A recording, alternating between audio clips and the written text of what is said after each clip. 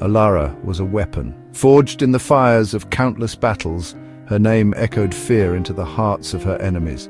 Her prowess on the battlefield was unmatched, a living legend among her people. She was the king's most trusted warrior, swift and deadly with her twin blades. Her loyalty to the crown was unwavering, and her skills were the stuff of legends.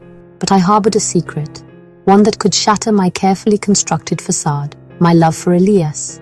It was a love that I had to keep hidden, for it was forbidden in our world of war and duty.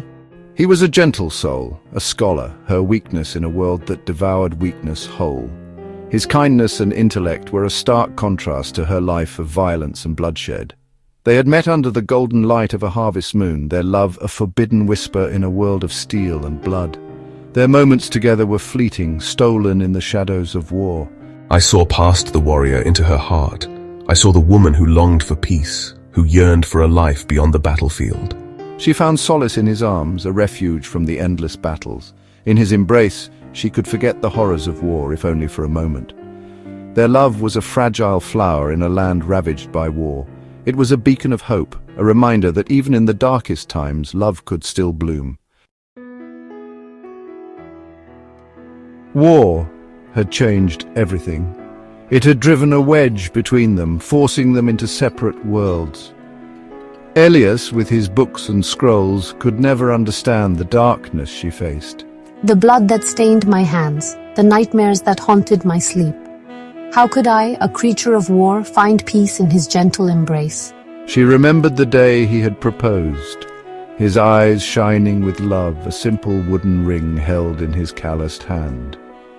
They had pledged their love, unaware of the storm that was brewing on the horizon. War had come, casting a long, dark shadow over their lives. The king had entrusted Alara with a perilous mission to infiltrate the enemy camp and recover a stolen relic. This relic was not just any artifact, it held the power to change the fate of their kingdom. Alara knew the weight of this responsibility. Failure meant certain death, not just for her, but for her entire kingdom. The stakes were unimaginably high, and the pressure was immense. Every step she took was fraught with danger, but there was another, more personal risk. A risk that gnawed at her heart and mind, making her mission even more complicated. Elias was a scholar, his wisdom sought by all, even our enemies. His knowledge was vast, and his presence in the enemy camp was both a blessing and a curse. He was currently residing within their very camp. I had to avoid him at all costs. The risk of being discovered by him was too great. To protect my heart, to safeguard his life. The emotional turmoil was almost unbearable, but I had to stay focused. So Alara donned the enemy's colors, her heart heavy with each lie she told, each stolen glance cast in his direction. The deception was necessary, but it weighed heavily on her soul.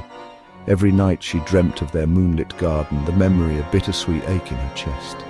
It was a reminder of what she was fighting for and what she stood to lose. The weight of her lies pressed down on Alara, threatening to crush her spirit. Each fabricated report sent back to her king, each cold glance she cast at Elias, chipped away at her soul.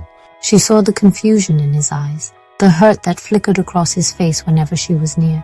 It was a torment almost unbearable. One evening, their paths crossed in the bustling marketplace.